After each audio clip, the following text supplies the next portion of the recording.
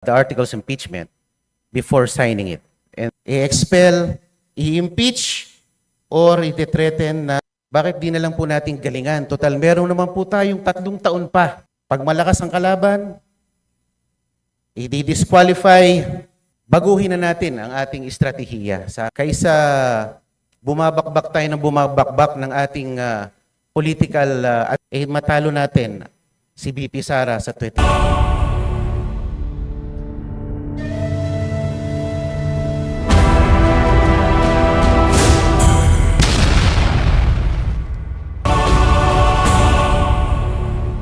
I'd like to ask if the distinguished minority leader will yield to a few questions and to make a manifestation from his speech. Thank you. I will gladly accommodate request of Honorable Marcoleta is Honorable recognized. Mr. Speaker, you enumerated earlier that the Supreme Court has added new rules on impeachment, specifically the furnishing of a copy of the articles of impeachment along with the evidence, pieces of evidence to the one impeached. Is that correct, Mr. Speaker? That is correct, Mr. Speaker. And along with that, you also said that each signatory to the impeachment complaint should have read in its entirety the articles of impeachment before signing it. And in your own opinion, it is another rule added by the Supreme Court. That is what the Supreme Court stated, Mr. Speaker.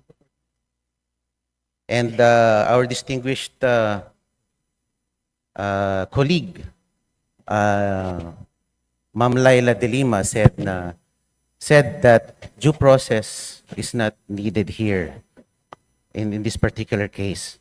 But in my personal opinion, Mr. Speaker, due process is intrinsically embedded in all judicial, even administrative processes. It need not be construed specifically in the Constitution. Halimbawa po, kung tayo ay magtatanggal ng empleyado sa kumpanya, kahit wala naman pagtatangka sa kanyang buhay, we also accord due process to the person that we are about to remove from office. Usually, tayo po we ask for an explanation letter dun sa empleyado kung bakit why he or she has breached a company policy. In other words, meron pong due process. And I think it need not be specifically stated in every ruling. And I think dapat po talaga intindihin natin ang judicial ang due process ay nandyan, nananalaytay sa lahat ng ating mga batas.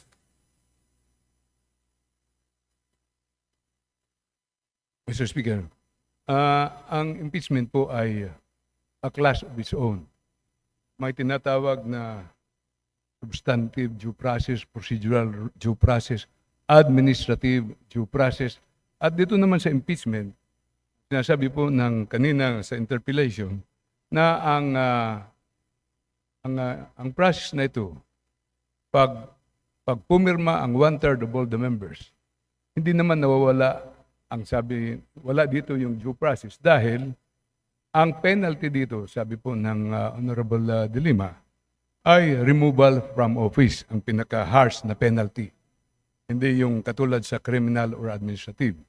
Pero, Madam Speaker, sa ganang impeachment po, ay pag pumirma po ng 1/3 of all the members of the House at sinumiti po ito sa Senado, nandoon pa rin ang due process. Kasi doon po ay may karapatan makinig at hear yung mga depensa po ng ini-impeach. Opo. Kung ito pong impeachment ay alang-alang sa accountability, hindi po ba dapat natin habulin ang Vice President sa Ombudsman at sa ibang mga korte? Sapagkat sa tingin ko, kung ang sanction lang ng impeachment ay tanggalin ang Pangulo sa kanyang pagkakaupo, hindi po siya mananagot ng maigi dun sa kanyang alleged misuse of confidential funds. Di ba dapat managot din siya sa kanyang di umano'y idinispalto na pera? Di po ba? We should seek other remedies like cases before the Ombudsman at ano pang mga korte. Madam Speaker, yung privilege speech ko po ay hindi po tungkol sa paghahabol sa Vice President.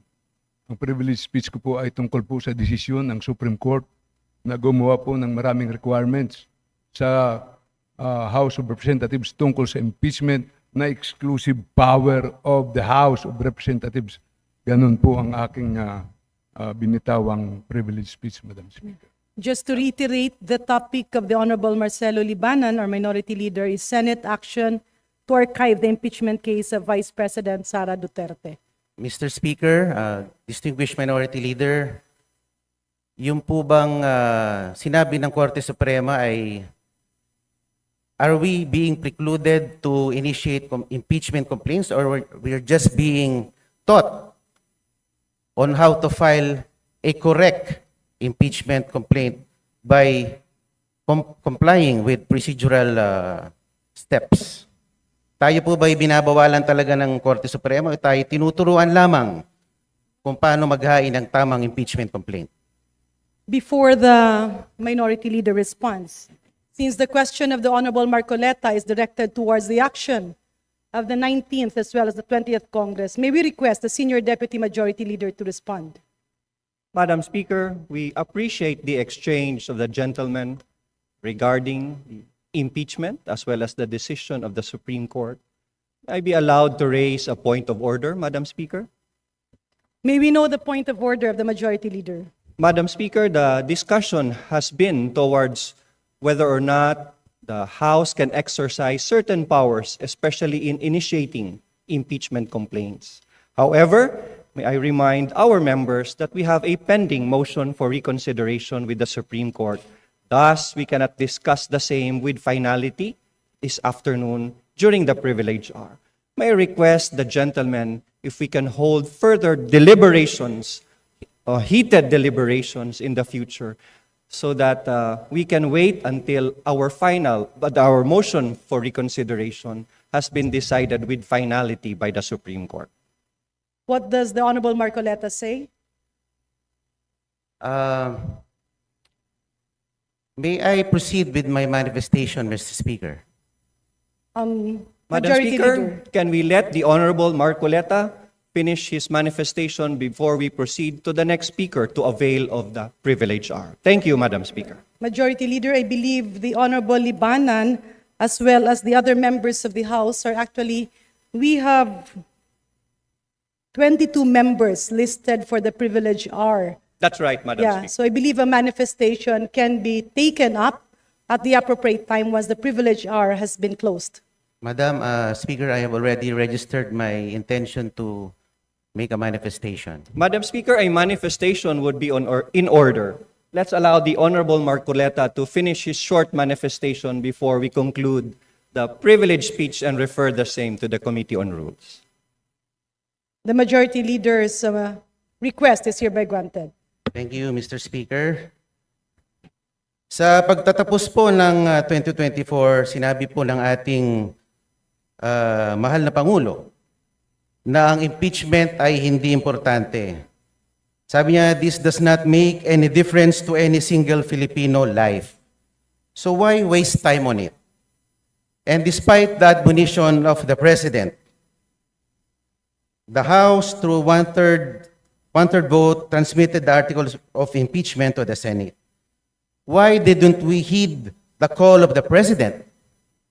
Why did the HRR defy the President's pronouncement?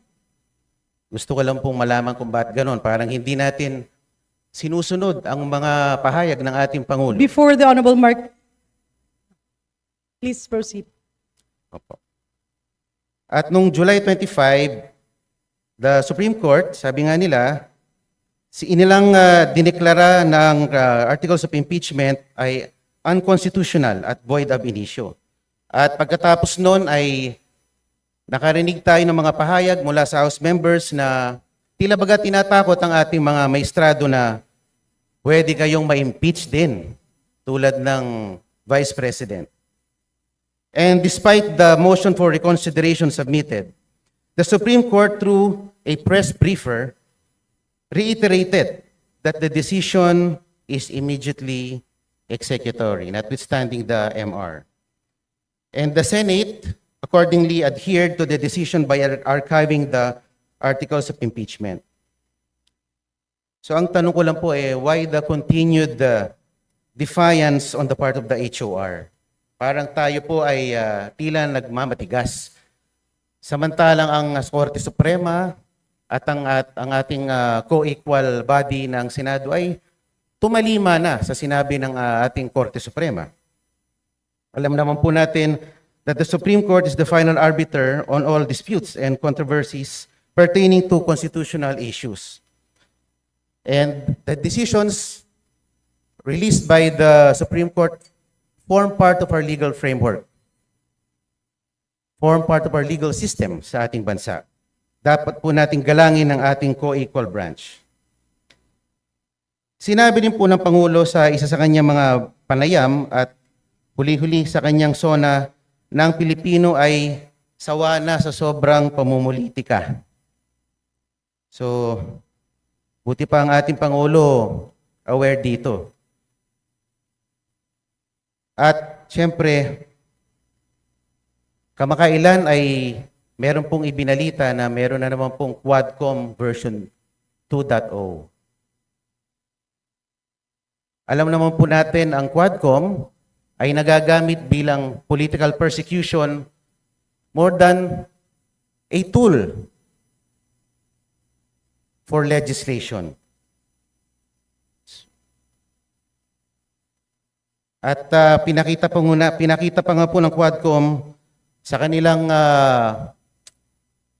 performance last year that it assumed judicial and prosecutorial roles, which is beyond the ambit of its legislative function. Mr. Speaker, the continued defiance of the House of Representatives has been truly remarkable. Sana naman po ay baguhin na natin ang ating estratehiya. Sa akin lang naman po. Dahil ako'y miyembro ng 20th Congress, bakit hindi po natin baguhin or reassess ang ating strategies? Kaysa bumabakbak tayo ng bumabakbak ng ating political adversaries.